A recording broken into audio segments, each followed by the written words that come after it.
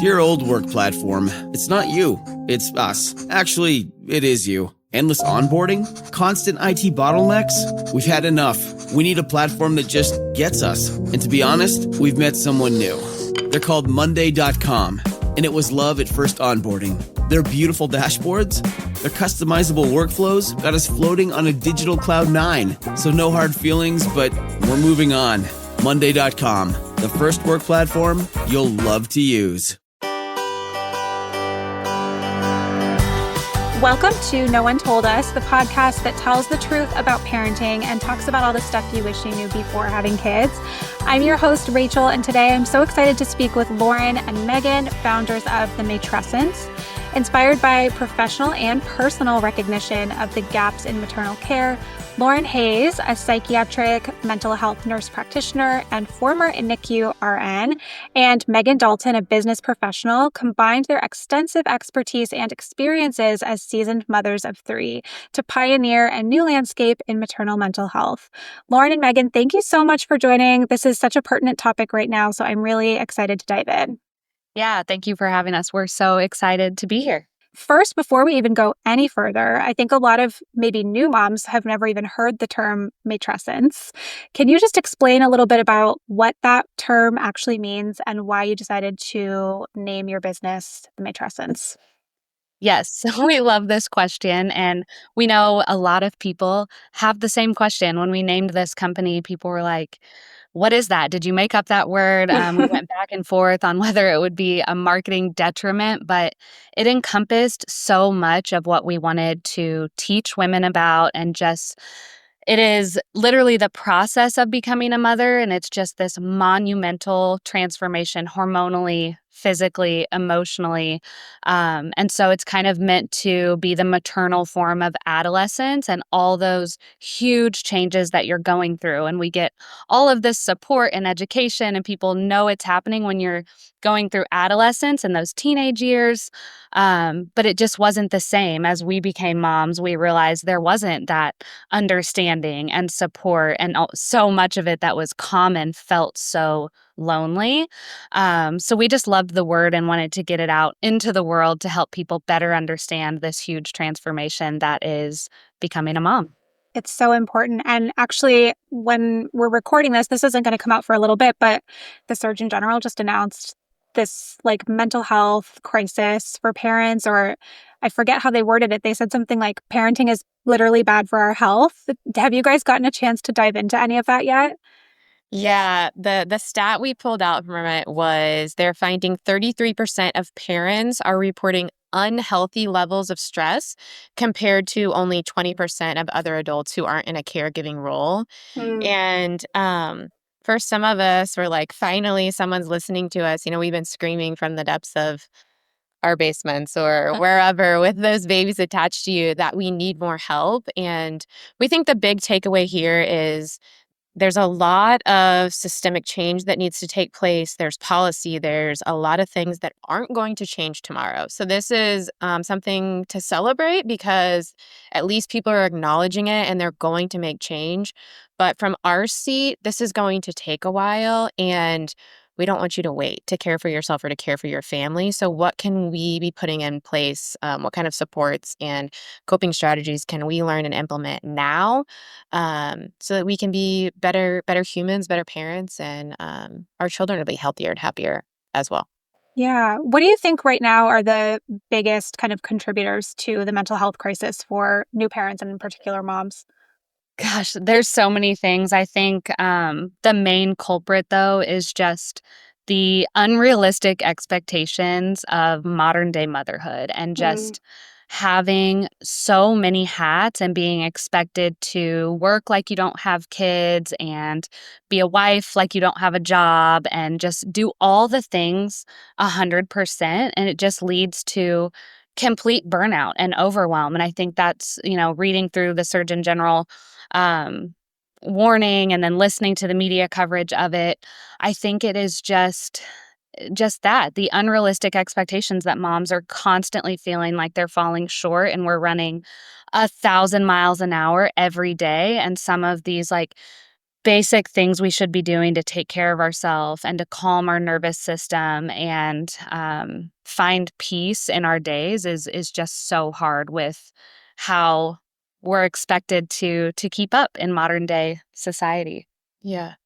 And then I think there's big things too, like paid leave, childcare costs. There's a lot of really big financial strain on families right now, and these pressures to keep going and at what cost. And then we have all of these outside voices that our mothers didn't have. They didn't have, these snippets of someone. Even if you think it's not affecting your mental health, social media is affecting your mental health. For And sure. if you're Yeah. seeing snippets of, wow, her house is so beautiful. Oh my gosh, she fed her kids organic food again tonight and we had chicken nuggets again. Or they have it together and they're even dressed and out the door. I mean, that was like a big deal for me to celebrate some days, when I had two under two. It was like we kind of jump to, oh, they have it together. They have three kids, they have it going, but like we didn't at a time, and we still Right. don't. But I think that there's so much outside influence that we are taking on subconsciously that it makes it really hard to stick to your values and what's important to you. And do you even care about a shiny brand new home or car or whatever? Or do you prioritize, quality family time and travel and the things that a lot of that comes at a cost? Right. So I think a lot of times we are easily strayed from what's important to us because things look pretty in front of us. You mentioned something earlier too about self-care and like how important it is to take care of ourselves. And sometimes that also feels like just another thing that we are expected to do and that we have to do. And it can feel really impossible, especially when you've got little ones and babies. What do you think are some like more attainable or doable ways that mothers can learn healthy coping strategies or, simple lifestyle things? Like, what are the things that you find move the needle the most for maternal mental health in terms of self-care? Yeah, this is such an important topic to us, and we're constantly learning and evolving as well. But just teaching moms that, it is going to look different post baby and in this season. It's not going to be, maybe what it looked like before, but trying to audit your life and figure out, what are some things that do bring me joy or things that helped me cope before, and being able to make those like micro habits that you can integrate into your busy life, and getting back to some of those foundational pillars and knowing, you might not be able to fix it all and like do it the same way that you want to, that you did prior to children, but making small attainable shifts in your habits that feel sustainable.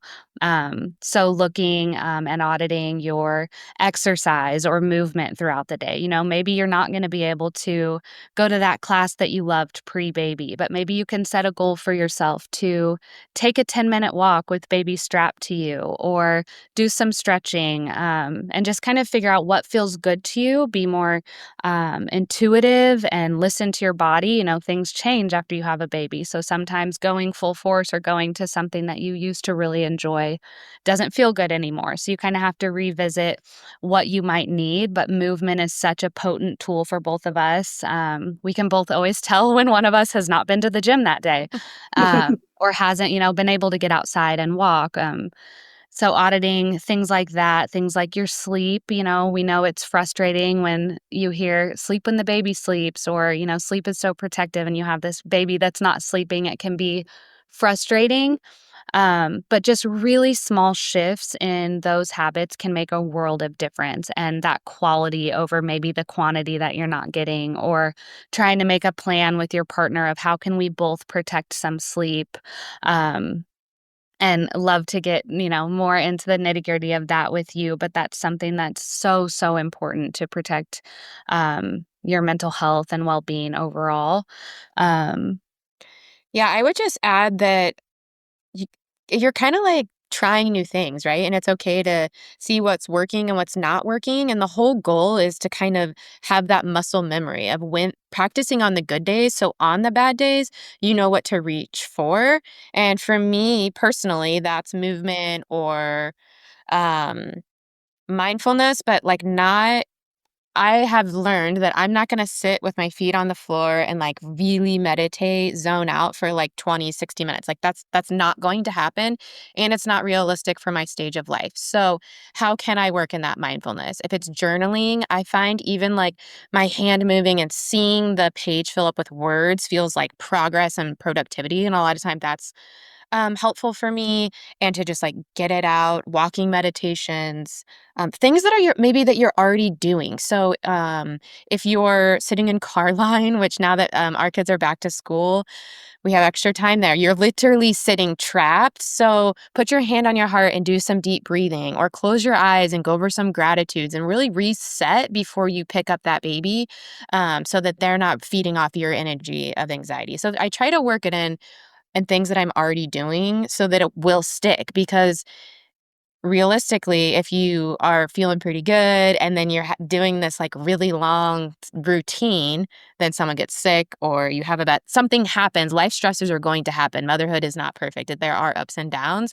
You get pulled under and then you don't know what to grab for, or that's just not attainable. So what can we be doing that we can pull for instead of pulling for alcohol or um, avoidance or yelling or whatever might be your snap reaction. Um, so for me, it's kind of like, okay, what can I do that will allow me to pause before I react to Mhm. my child, whether that's a colicky crying baby or my 6-year-old was upset that there was a stain on her shirt this morning and we had 2 minutes to get to school. So we had to go. Um, but being able to pause and then saying, like, why couldn't I pause today? Was it because I didn't sleep last night? Was it because I haven't cared for myself in certain ways? Have I not been receiving help from my partner or village? And kind of understanding your triggers and what works for you. Yeah. We wish that more moms would find, your page or my page when they were still pregnant and before all of those rigid expectations and things kind of are set into place by certain algorithms or certain social media pages or things that people will tell you. And you talk a lot on your page about emotionally preparing for postpartum. So if anyone's listening, maybe they're expecting their second or third baby, maybe it's even their first, which I would be so thrilled to hear. What can you tell them about preparing for that stage so that it's not too late and, they are kind of set up for success before baby even arrives? Yeah, we are so passionate about this. We so wish that we would have known as first time moms how important that is. I work with moms clinically, and all the time I'm, talking to them about building these support systems and putting these things in place before the waters get choppy. There's going to be those inevitable stressors that come with motherhood, whether that is something that happens during the birth or baby gets sick after they're here or breastfeeding challenges. It doesn't have to necessarily be a mental health challenge. It's these like inevitable things that impact your mental health that it's so important to kind of have these buoys of support. I like to tell them as we're working on things, that we're like building buoys for in the calm water so that when the water gets choppy, you're not pulled underwater and you're able to kind of stand back up and, do the things that will help you stay afloat instead of our system is set up to be so reactive for moms. We maybe check on them at 6 weeks, see how their mood is doing if you have a good provider. But a lot of times, we're waiting until moms are really struggling until they're seeking help, which is such a reactive way to do it. I waited far too long after my second was born and was really in the depths of postpartum anxiety before I somehow navigated the fog and like found a hand to hold. So that is really the why behind what we're doing, is hoping to educate people, break down the stigma of like mental health in general and motherhood, and highlight the importance of putting support in place before the fourth trimester, because everyone won't necessarily struggle with mental health disorders, but there's going to be inevitable challenges that are going to chip away at resilience and your ability to manage stress. And Yeah, I think it's that awareness and education. before. Like if you're having a birth plan and you're so focused on how you're going to get this baby into the world, that's really just the starting line. And a lot of things are out of your control with that. I think that's wonderful. And you should educate yourself on all of the ways that you can bring your baby into the world, but also without fear mongering, we want people to know that it's not always rainbows on the other side. There are wonderful days. It's the best job we've ever had, but there were really hard days too. And so, how to encourage people to be proactive, get their people lined up. Can you share the stat of if you're struggling with your mental health prior in pregnancy, the chances of you having Yeah, it's postpartum struggles? 50% of people. Wait, what is it? Now you've got me backwards. Sorry, pause this. That's okay. We can edit. That's 50% more likely. 50% more likely if you're struggling in pregnancy. Yeah. So if you're struggling with your mood or anxiety or depression during pregnancy, you're 50% more likely to struggle with postpartum mood and anxiety disorders. wow. So many women fall through the cracks there too. You know, they say it's like 1 in 5. The statistics have climbed a little bit, but really they say that 75 to 80% of people never get treatment because our system is very reactive, and, you know, people kind of work through it on their own or they wait until they're really sick. So how can we be more proactive about this conversation? How can we encourage moms to emotionally prepare for this chapter and also to think ahead and have some plans in place? Plans for, you know, advocating for themselves and where they can do that, where they would start if they started to notice that they weren't feeling like themselves, empowering your support system to better understand how these things can manifest and that it can look a lot different than depression. It can be those anxiety components or a lot of other manifestations of mood disorders. So I think just advocating for yourself and empowering yourself with this education is such an important place to start. Yeah, that's so, so true. And we're going to take a quick break, but when we come back, I do want to kind of dive deeper into the sleep piece and also even the feeding piece that you mentioned. So we'll be right back. You know that feeling when your kids are hungry and you just cannot figure out what to make them and they are asking for snacks every 3 seconds. You don't want to go for the unhealthy options. You want something that's quick, easy, and you know has great ingredients. That is where Thrive Market comes in. We've been using Thrive Market in my family for years, and it has been so, so helpful for feeding both ourselves and our kids healthy options. A few of the brands we love are Chomps. For the beef sticks, they go great in the kids' lunchboxes, and they're a nice high-protein snack for my husband and I. We also love Simple Mills and Lesser Evil popcorns. And then they've also got all of my favorite pantry staples. I love the Primal Kitchen brand. They have amazing sauces that are so easy to just throw some meat on the grill with, and you've got dinner done. The best part is that you can sign up for auto ship. You can have all of your favorites just delivered to you automatically, so you don't even have to think about shopping. You just know that all of your staples are going to be delivered at the same time that you choose. So if you're ready to make the switch to Thrive Market, just go to thrivemarket.com/HeySleepyBaby for 30% off of your first order plus a free $60 gift. That's THRIVE market.com/HeySleepyBaby. thrivemarket.com/HeySleepyBaby. Work management platforms. Ugh, endless onboarding, IT bottlenecks, admin requests. But what if things were different? We found love in an open space. Monday.com is different. No lengthy onboarding, beautiful reports in minutes, custom workflows you can build on your own, easy to use prompt-free AI. Huh, turns out you can love a work management platform. Monday.com, the first work platform you'll love to use.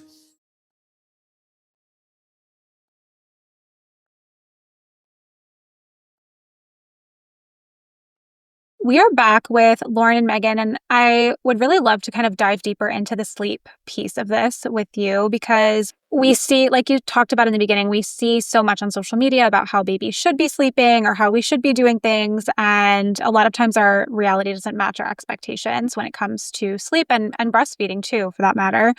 And I know for me, with my first sleep was like my biggest trigger for anxiety. And I didn't even know at the time that postpartum anxiety was a thing. I had only ever heard of postpartum depression. So I just didn't know. And I was like white knuckling it and hated a lot of my motherhood for the first year.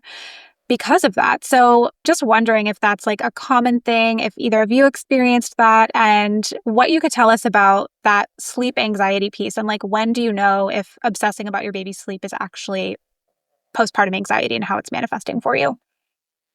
Yeah, it sounds like we have some similarities.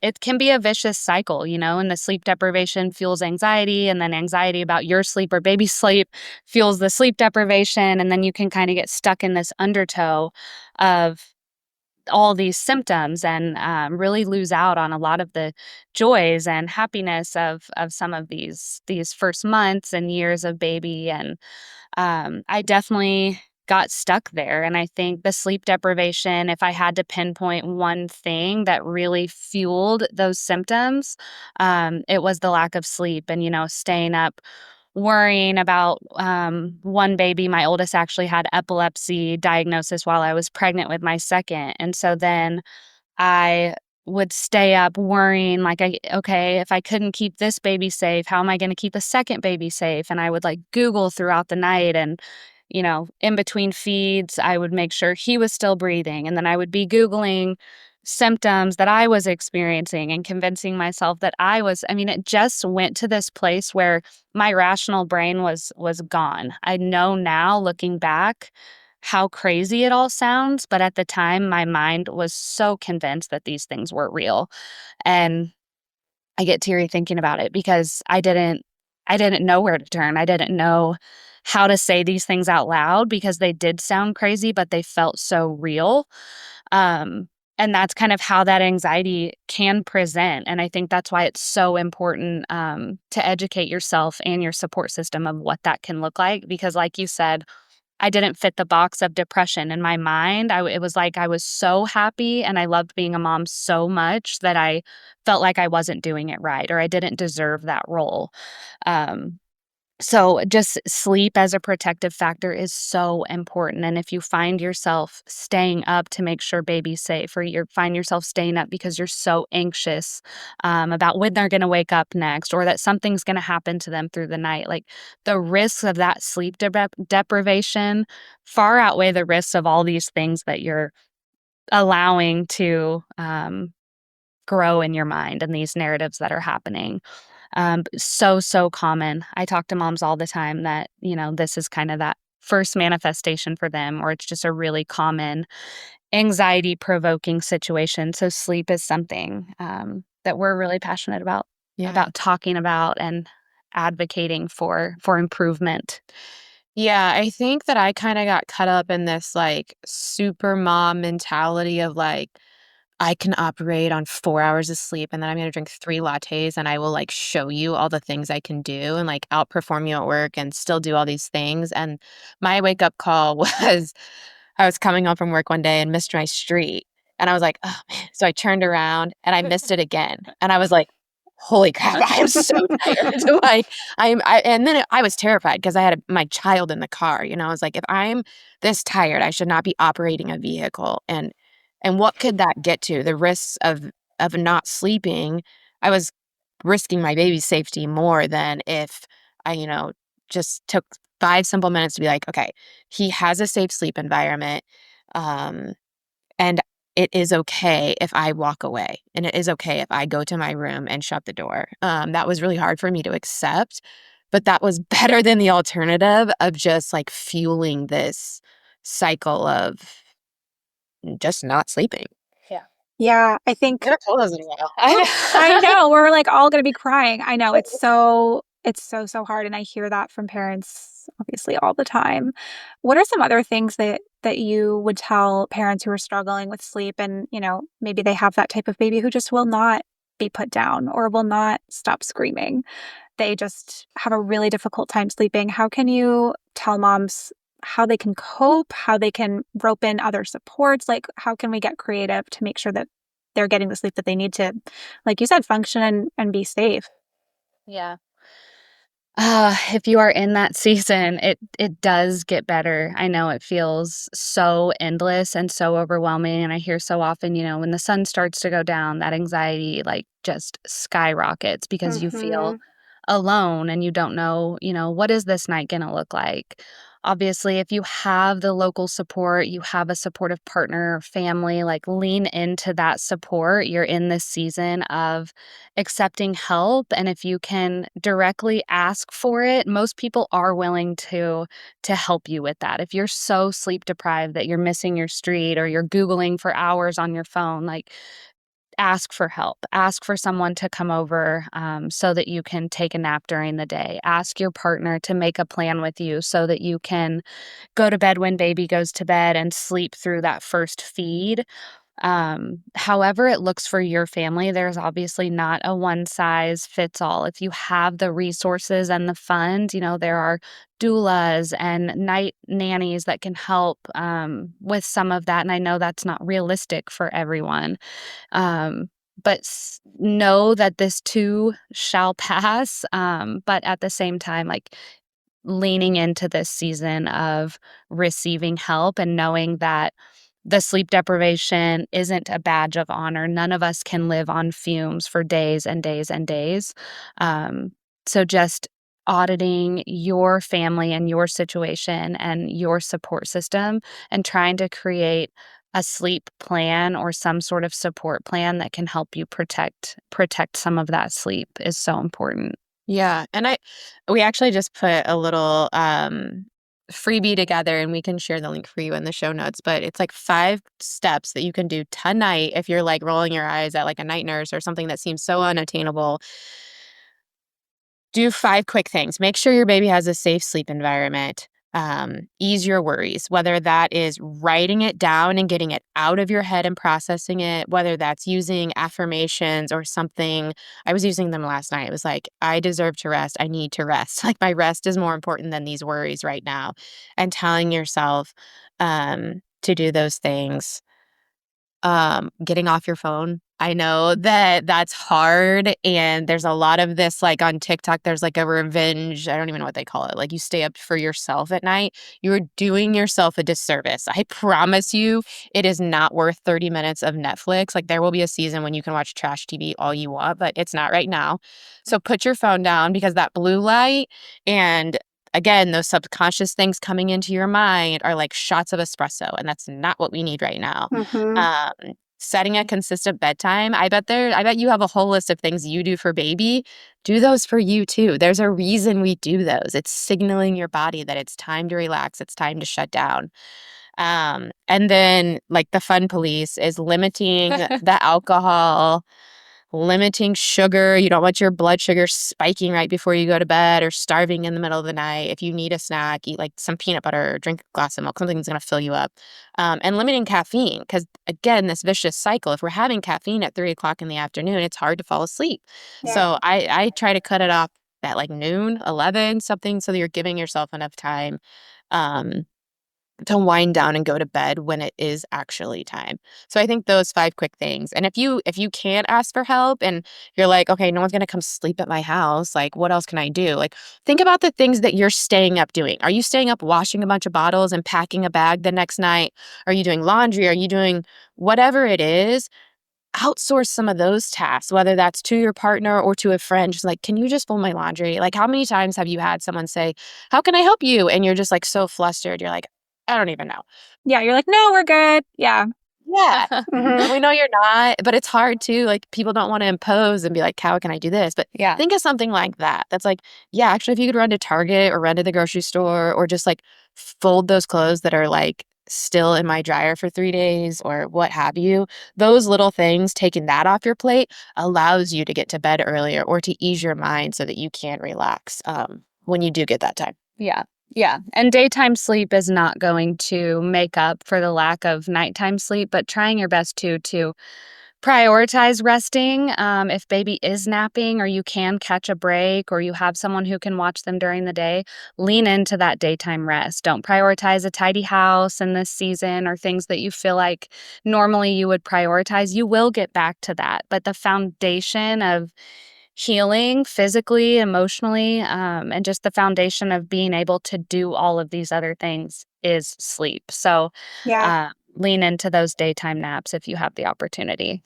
Yeah. That's all such good advice. And I also just have to plug, like, If, your baby will not sleep in a crib or they just like are not having whatever you're trying to offer as their sleep space, like educate yourself on how to safely co-sleep so that, in the middle of the night, you're not bringing your baby into an unsafe situation too. So research Safe Sleep 7 if that's something that you're interested in. I also wanted to talk a little bit about feeding because I know this can also fuel some anxiety for new moms. So we're going to take another quick break and we'll be right back to talk about breastfeeding and D-MER. We'll be right back. Long gone are the days of waiting to be seen in a doctor's office only to have that awkward conversation with your healthcare provider. Wisp gives you access to sexual and reproductive healthcare from the comfort of your home. Get treatment for BV, yeast infections, UTIs, and much more delivered directly to your home or ready for pickup at your local pharmacy in less than 3 hours. The best part? Wisp is discreet, convenient, and you don't need medical insurance to receive care or prescription medication.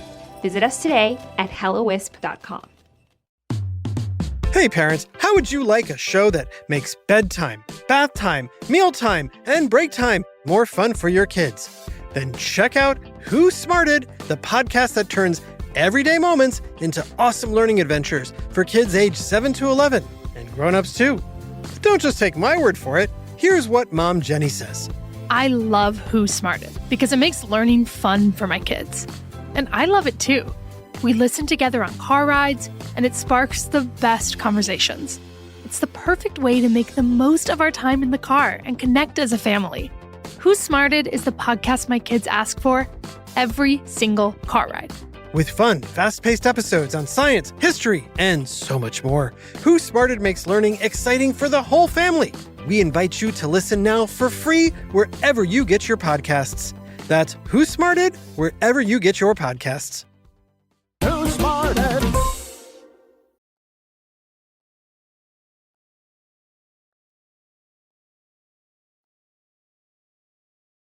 We're here with Lauren and Megan talking all about the postpartum period and stress and anxiety and sleep and feeding and all the things. And I know so many new moms, like we were just talking about, are really stressed about sleep. But another thing that comes up all the time is stress and anxiety over feeding and feeding options, or even, physical manifestations of anxiety like D-MER. Can you talk a little bit about that? Have you guys ever had experiences with that? And what can you tell us? Yeah, clinically, when I see moms, this is kind of something that, again, isn't talked about until you're experiencing it. And then it's like, it can be this overwhelming experience. I think breastfeeding in general can be really stress inducing if baby's having trouble latching or your supply isn't what you think it should be. It can be such a beautiful experience, and it can also be so stressful. And one of those things that isn't talked about enough is this dysphoric milk ejection reflex called D-MER. And it is this surge of negative, sometimes really intense emotions when your milk is letting down. So it usually is transient and lasts like the first few minutes of a feed. There's usually no treatment for it, but it can be really intense, and not talking about it and not kind of having ways to cope with it can be really overwhelming. There's really not a true cause for it. So there's no way to know like, okay, is this going to happen to me or not? It's kind of a mystery, but we think it is just this surge of hormones and things happening, and a massive drop in dopamine that kind of happens right before your milk lets down.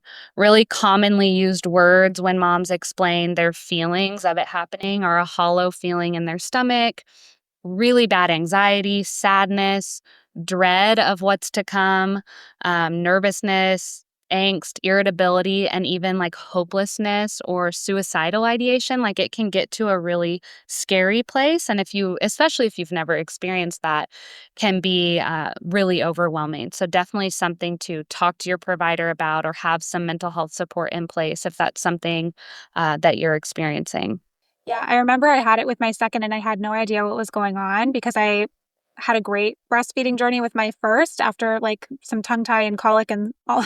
Actually, it wasn't that great, but it was great after like maybe 6 months and like rose-colored glasses and all that. But yeah, with my second, I remember telling my husband, like, I hate how I feel when I'm nursing her. Like, I don't know what's going on, but I feel awful every time I have a letdown or every time I'm I'm starting to give her a feed. And it was almost like you said, that hollow feeling, or almost like a homesickness, I would describe it as, like just like deeply sad, kind of like my skin was crawling. And it would last a couple minutes and then it would be fine. And actually, once I realized what it was and learned that it had a name and Yeah. that it was a thing and it wasn't just me losing my mind, I felt so much better and it was so much easier to just kind of deal with it. And I ended up nursing her for like 2.5 years. Like it definitely went away after that initial postpartum period, or at least got better. But yeah, just learning it was a thing was so validating and helpful. Yeah, it's really validating to have a name to something you're experiencing, and I mean, I worked in women's health, prior to becoming a mom and had never heard of it. I'm like, "Why aren't we talking about this?"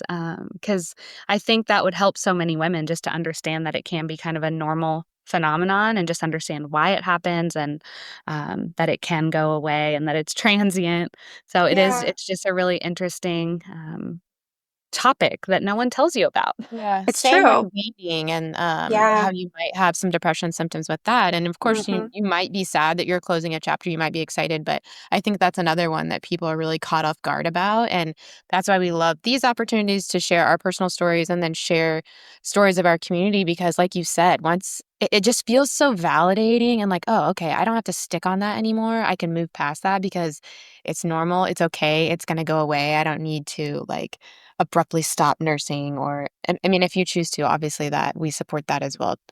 But just knowing that other people are experiencing it can sometimes make a world of difference.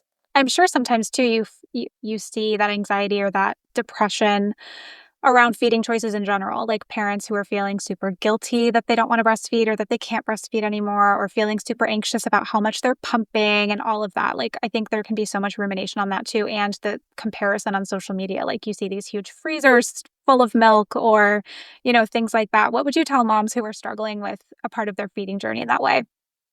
We like to tell moms, in general for parenting, but especially when it comes to choosing how to feed your baby, that there is not one right way to do it. There is not a handbook telling you one way or the other, and that there are a million ways to do it right.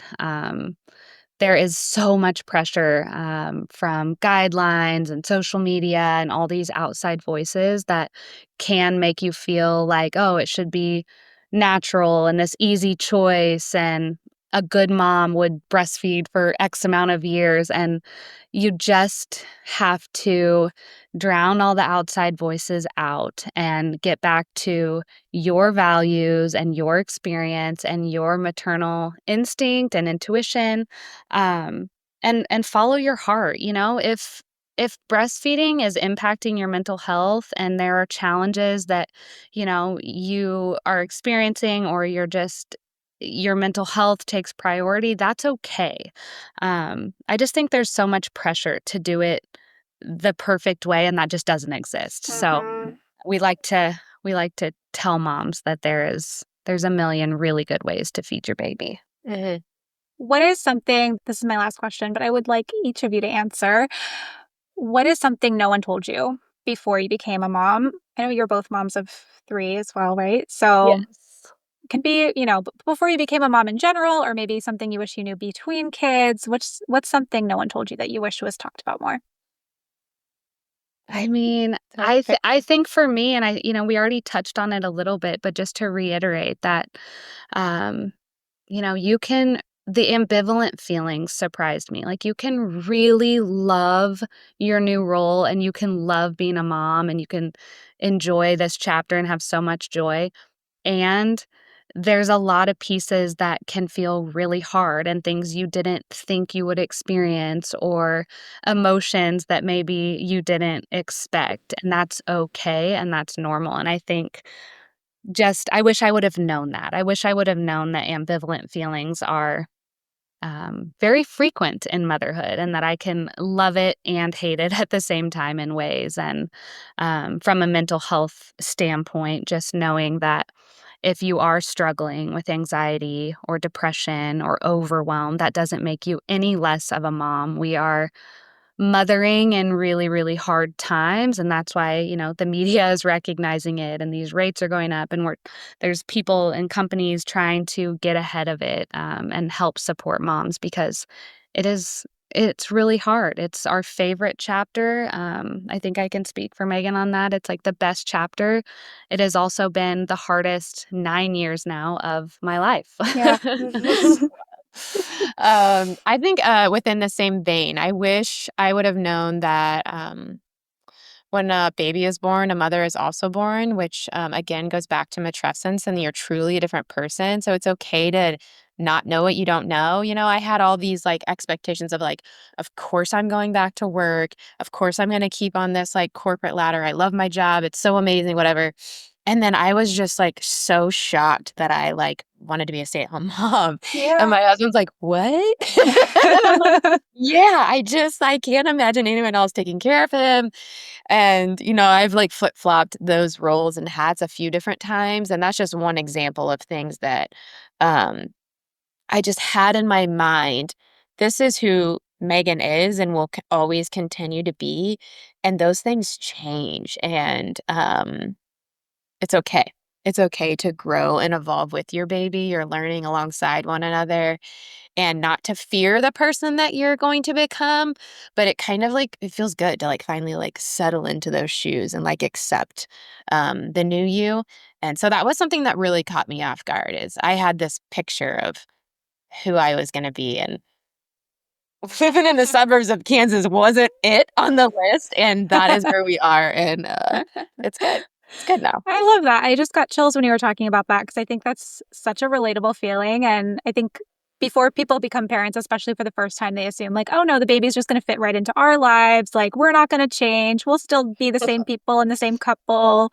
And it's okay. It's looking different and it's maybe not what you expected because usually it's even better. Yes. What are some resources that you'd like to tell our listeners about and where can they connect with you?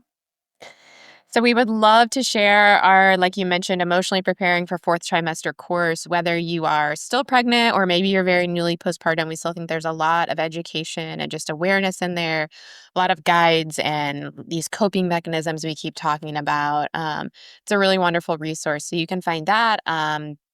Matrescence.com. That's also our social media handles, Matrescence. And then, we also have a membership community. It's an app, and then it's just a go-to source for all things motherhood. So it's a mindfulness library if you're wanting to meditate or try some breath work. It's an educational library if you're trying to get the 101 on a lip tie or a tongue tie. And where do I go? How much is this going to cost? Are there extra costs with it with, what's it called? The body work that you got to do too. You know, you can't just do the thing, the laser. Oh, the release? Yeah. Tongue tie release? Oh, yeah. Myofascial, craniosacral. Yeah. People do all different stuff. Yeah.